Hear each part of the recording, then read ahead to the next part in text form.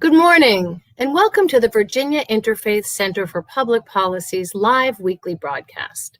I'm Roberta Oster, the Communications Director. Our program brings you insight and perspective from policy and faith leaders, experts, legislators, and community leaders. During these difficult times dealing with COVID-19 and racial justice, our broadcast focuses on economic, racial, social, and environmental issues here in Virginia. We will also share resources and opportunities for you to get involved in our work, advancing social justice and helping our neighbors. We keep you up to date, and we keep our elected officials accountable. Today, we will address the key issues that the Virginia Interfaith Center is advocating for the upcoming 2021 General Assembly. And I am pleased to introduce our guests. They are all staffers at the Virginia Interfaith Center for Public Policy. First, Yanet Limon-Amado. Yanet is our Immigrant Justice Organizer. Welcome, Yanet. Our next guest is Reverend Jamar Boyd, and he is our Economic Justice Organizer. Welcome, Jamar. And Reverend Dr. LaKeisha Cook, who is our Justice Reform Organizer. And welcome, LaKeisha, and all of you. And now to our moderator is Benjamin Hoyne, who is the Policy and Campaigns Director for the Virginia Interfaith Center. Ben?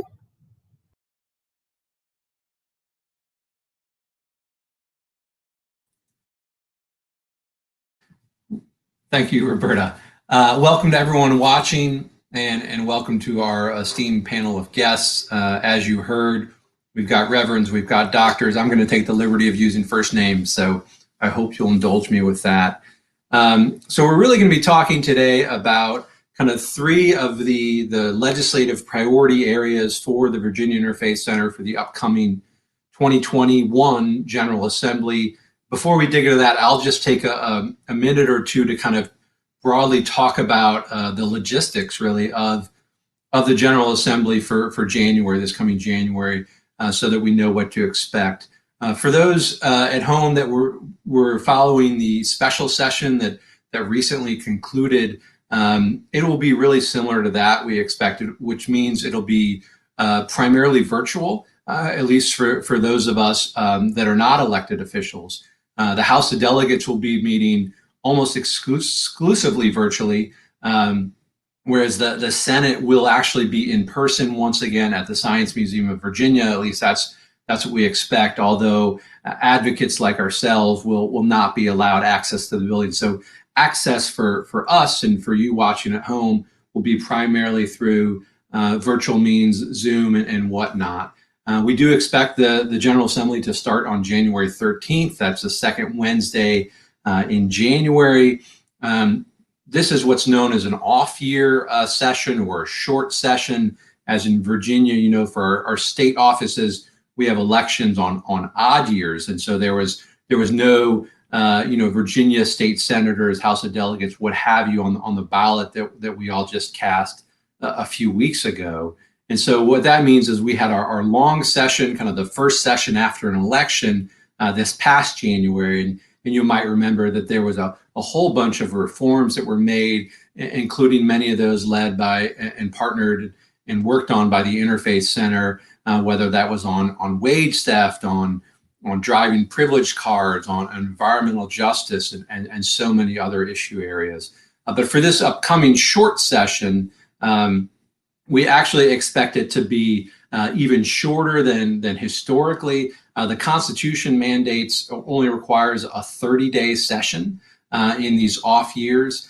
For about the past 30 years or so, traditionally it's actually been increased to a 45-day session, which is allowed if 2/3 of folks agree upon that. We are hearing that there's folks, probably about almost half the members of the General Assembly don't want to do a 45-day session, largely due to the special session, the 84-day special session that we just came out of, and some other reasons. And so it sounds like we're going to have a 30-day special session rather than 45 as we've had over the last few decades, unless something changes. And a 30-day session will be very quick. We have a crossover that we'll have to get to in about 15 days or so, which means every bill will have to work its way through one chamber in just 2 weeks, which is incredibly fast, and then get over to the other chamber to work its way through in those other 2 weeks before it then would go on to the governor after those 30 days. So I wanted to set that up with you all at home to let you know it's going to be a really quick session. It'll be primarily virtual. So let's dig into the issues. As Roberta introduced Yanet first, I will try to follow that order. Yanet, can you talk about the immigrant justice work that you're doing on behalf of the Interfaith Center and what some of the legislative priorities are for you and the immigrant community coming up here in January? Yes, thank you, Ben. Well, as Ben and Rivera mentioned, I am the immigration justice organizer. So this session, I will be focusing on, building and creating a movement behind farm workers and protecting farm workers. Even though we know farm workers' rights is not just an immigration issue nor a Latinx issue, but also a Black issue and a lot of intersectionality in within there, right? But for us, for BICCP, we will be focusing on three major things. The first one is removing the exception for the minimum wage. So that means, as y'all know, back in March, the General Assembly was raised the minimum wage. Well, unfortunately, they exempt farm workers. And as COVID has shown us, the farm workers are one of the most essential workers that have provided for us, that keep providing for food supply chain. So we want to make sure they have livable wages, right? Second is making sure that children under the age of 18 are not working indirectly or directly in tobacco fields in Virginia. And I say this because under federal law, there is a loophole, and it actually is perfectly legal for children to work in tobacco fields. So we want to make sure that the children have the parental consent from a legal guardian or grandparent in order for them to know that they're actually being exposed to a lot of health risks, right? And the last one is addressing heat stress. Just like farm workers, they experience long hours in the heat and have they're prominent to dying from a heat stroke, right? And this also affects construction workers, landscapers. But what's great about this bill is that it will actually protect indoor and outdoor workers. So those are my top three legislations that I will be working on. And of course, we'll be supporting in legislation through our partners like this year. Right. And just to reiterate, it sounds like that farm workers, essential workers who have been feeding us for centuries and feeding us during this pandemic, while so many of us are sheltering in place practically at home and using our privilege to try to avoid the virus. Farm workers have been out in the fields, exposing themselves to the virus potentially and to other dangers in their job. And yet what you're saying, if I'm understanding, Yanet, is not only are they not being paid minimum wage right now, but they're not eligible for the minimum wage increases that Virginia passed and will go into effect in May of next year. Is that right? Yeah, well, they're getting paid minimum wage under the federal law, but will not be included within the state law of Virginia. Yes. Right. And the federal law, for folks watching at home and getting off the top of my head here, but I think it's something like if your business has there's a revenue threshold, and I want to say if it's $500,000 a year, if your farm makes less than $500,000 a year or something along those lines, then you're not subject to the federal law. So for small farms that are just producing a few $100,000 a year in revenue, they can actually pay folks $3, $4, $5 an hour. And I think we've heard stories of farm workers that are indeed getting paid those type of hourly rates. So Yes, correct. And that is because they're getting paid by how much they produce or harvest in buckets, or any buckets or bags, and so that's how they're able to get paid less. right. Correct. What do you expect kind of the legislative process to be for these bills? We have patrons, the committee assignments you expect them to go to. Can you walk folks through that a little bit? Yes, some of the bills, the tobacco and children, they already have a House patron, which is Delegate Alfonso Lopez. He has been pushing this legislation since like three years, and he has been watering down the bill just because it's unable to pass. It's unable to pass, and it always dies in appropriations. So we want to make sure that as people of good faith and will, we are, putting it out there in people's head and making sure they're already, they have like a little spark into advocating for this, right? And so for the heat stress, last session we had Delegate Word and Senator Hashmi. We have yet to confirm that.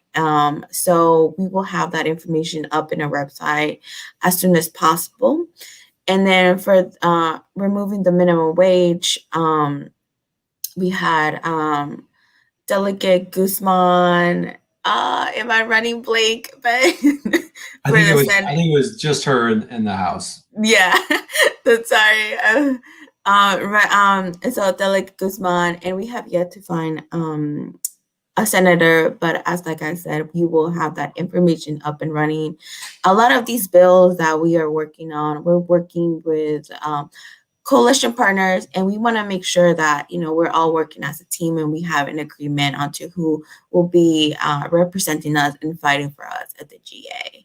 And so when it comes to the process and how the bills run into committees, all of these bills have some type of agriculture or natural resources. So they all get referred to the Committee on Agriculture.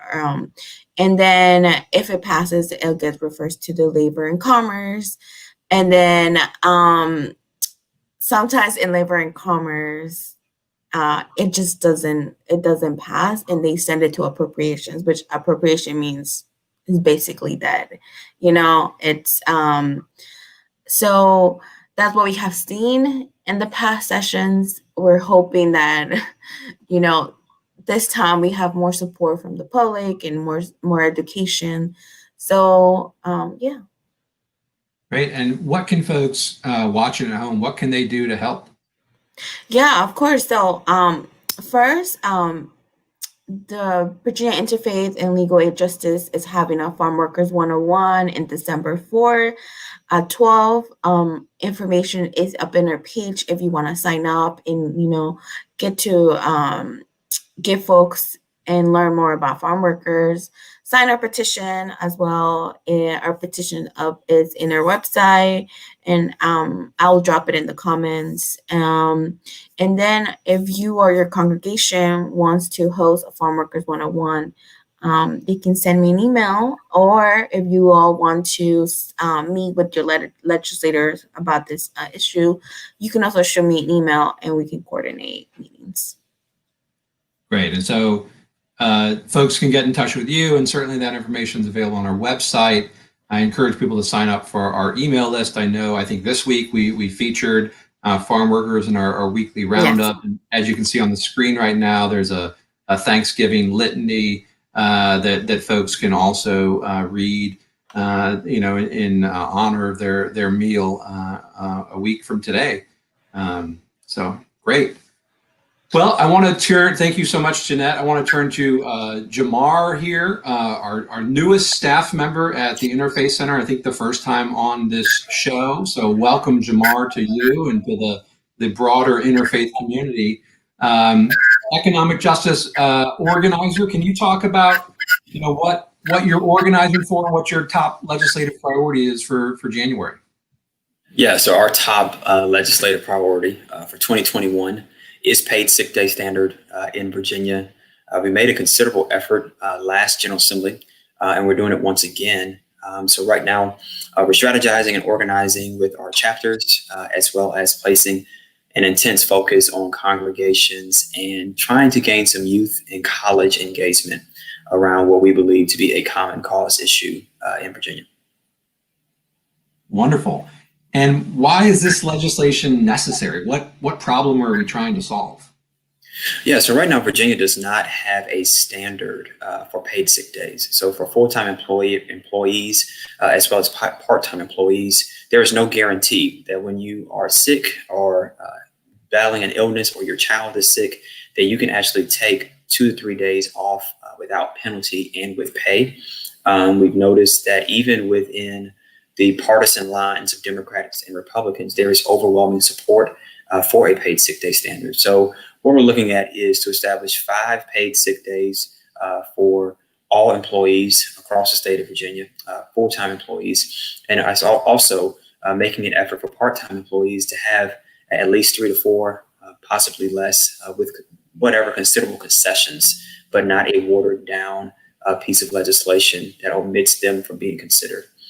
Within the statistics, that is, there is about 84% of Virginia Democrats, at least in the polling that we did, that support this, and somewhere between 72 and 74%, give or take, of Republicans. So it's overwhelmingly 80 to 82% of the entire state that would support a paid sick day standard in the state of Virginia. Right, and I think I've seen articles and other things. Obviously, we're in the midst of a pandemic where people often are being encouraged to stay home or to quarantine or isolate themselves. And I've seen articles where some folks they don't want to get a test, they don't want to get a COVID test because they're concerned if they're positive, then they won't be able to work and then won't be able to provide for their family. Have you seen instances where people are forced to choose between kind of protecting the health of their coworkers and society at large or providing for their family? Yes, and I think especially when you're looking at our first responders, our food service industry workers and employees, they are the most vulnerable to this virus and to the pandemic, not just from a health perspective, but economically as well. So you're looking at waitresses and waiters, when you're looking at teachers, when you're looking at, again, first responders, our nurses, our doctors, et cetera. There is an extreme risk, especially when you are unable financially to put your child in daycare and or just take off of work for 2 to 3 days, even when you're ill. And then, as you've mentioned, there are op-eds. Renee Robinson wrote a tremendous op-ed recently stating the need for paid sick days because while it not only protects the worker, it shows that there is a considerable concern by their employer for their welfare, and it boosts employee morale. And so I think that's the other part of this as well. This is an economic justice issue, it's a human rights issue, but it's also, from the business owner's perspective, shows great concern and uplifts the morale of your employees when they know that you care, not just for their production, but for their welfare as well. Great. And how can folks watching from home, how can they get involved? How can they help? Yeah, so they can reach out to me here at the Virginia Interfaith Center. We are working diligently to schedule virtual town halls and meetings with senators and delegates. If they are interested in their congregation doing that, they can also reach out as well. And then we have clergy sign-on letters within a few districts in the Northern Virginia area as we try to push the pressure constituently onto these legislators to consider this necessary legislation for 2021. Right, and it looks like your email is on the chat right now, or on the show, I should say. And additionally, there's a website, vapaidsickdays.org, that has a whole host of information fact sheets and data and stories and all sorts of stuff that I think is a wealth of information specifically for this legislative initiative. So great. Well, thanks, Jamar. I appreciate all your work on that. Now I want to turn to LaKeisha Cook, who is not as new as Jamar, and actually I think was on the show a week or two ago and did a wonderful job. So great to have you back. And you're working on justice reform. Can you talk about top legislative priority in your area? Thanks so much, Ben. Our top priority going into January is going to be abolition of the death penalty here in the state of Virginia. It is beyond time for us to abolish the death penalty here in our state. And so we're excited and feeling very hopeful that this will be the year that we will be successful. And why is it necessary to abolish the death penalty in Virginia?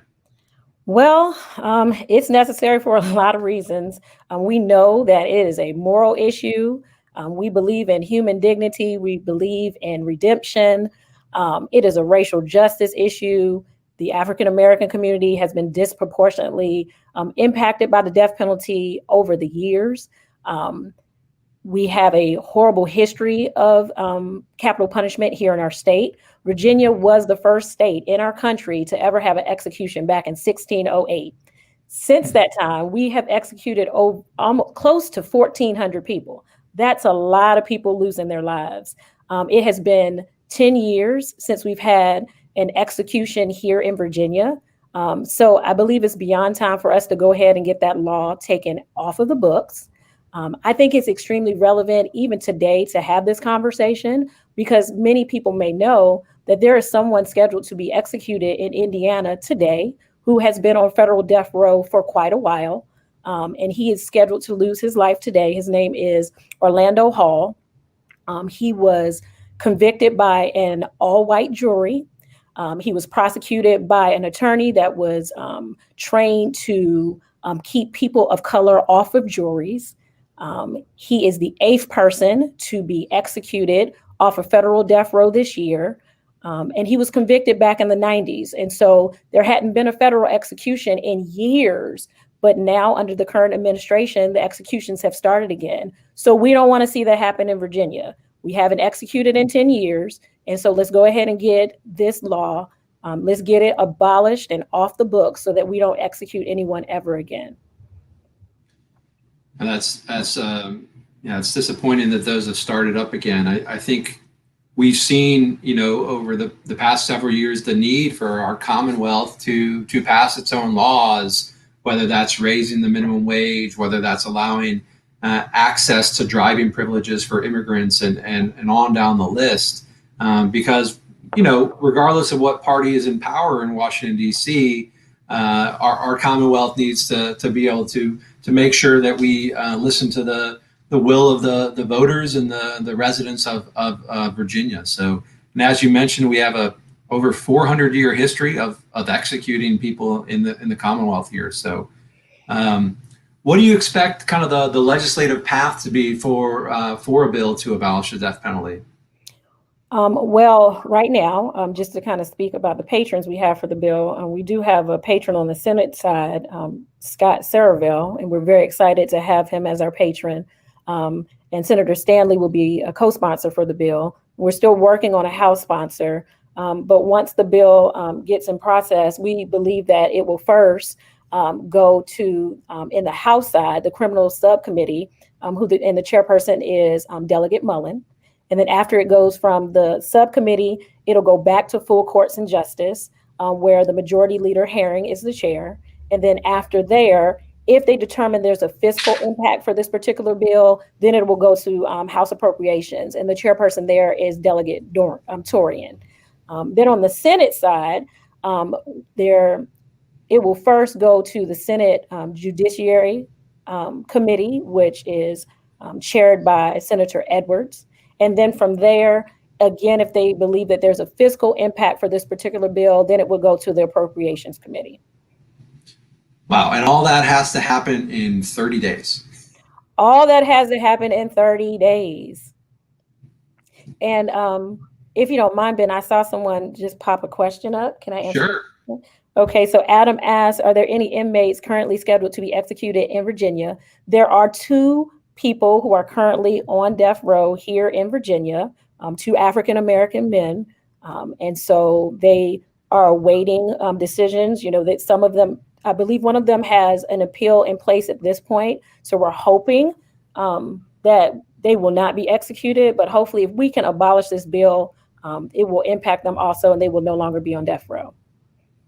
Great. And how can folks watching at home, how can they get involved? How can they be helpful? Well, there's a ton of information on our website. So we encourage you to go to our website. We encourage you to sign up for our newsletter. That's where you get a ton of information. They can also email their legislator. If you email me, I'll be able to give you a template. All you have to do is plug your information in, and you can change some of the words if you want to, but you can send your legislator an email and tell them that you want them to vote to abolish the death penalty here in our state. We also have a clergy sign-on letter. We have been working diligently over the last couple of weeks, trying to get faith leaders all throughout our state to sign on to the support letter saying that they stand in support with us to abolishing the death penalty. That link is also on our website. We also encourage you all, we have, I don't know if it's okay to plug this, but we have Day for All People, which is coming up. And so that would be a great opportunity for anybody who wants to learn more about the policies that we're prioritizing going into January. We'll have workshops. There'll be a workshop on death penalty, workshop on farm workers, workshop on paid sick days. And so just a ton of workshops, tons of information. And we're also going to be hosting prayer vigils at our lynching sites throughout the state, along with a prayer vigil at the old execution site, which is at Virginia State Penitentiary, the old former penitentiary that's off Belvedere. So tons of ways that you can get involved, and we need everyone's help so that we can get this this awful policy off the books. Right, and for folks watching, the Day for All People, which we historically hold just after MLK Day in January in person in Richmond. Obviously, we won't be doing an in-person advocacy day this coming session, but we will actually, as LaKeisha mentioned, have a Days for All People, the week of MLK holiday. So that week in January, virtual programs online. You can go to our website, virginiainterfaithcenter.org right now and register. I believe all the folks on the screen here will be involved in workshops in some capacity. And as LaKeisha mentioned, on that Friday, I think it's January 22nd, we will have an outdoor prayer vigils. This will be in accordance with the governor's regulations, everyone wearing a mask, socially distant, whatnot. And there'll be a few of them around the state, around the Commonwealth, or if you just want to do an independent one by yourself with your spouse or loved ones, we'll have a program that you could go do one, at a site near you, so you don't have to come to one of the few that we're putting together. So, excellent. Well, I did want to open up for questions that we might have online. I've seen a couple pop up, one of which we didn't get to. And if there's others, please, folks, go ahead and put them on the screen. If the death penalty is abolished through legislation, what happens for inmates on death row in Virginia right now? You want me to take that, Ben? Please, LaKeisha. They will actually continue to serve out their sentence. It will be a life sentence in prison. So I hope that answers that question. Great. I think I saw something on farm workers that was asking where the farm workers are located in Virginia or something along those lines. There we go. Where do most farm worker communities reside? Janet, you want to take that one? Yes. So farm workers are mostly located in Eastern Shore, but as well as Charlottesville, where they do a lot of apple picking.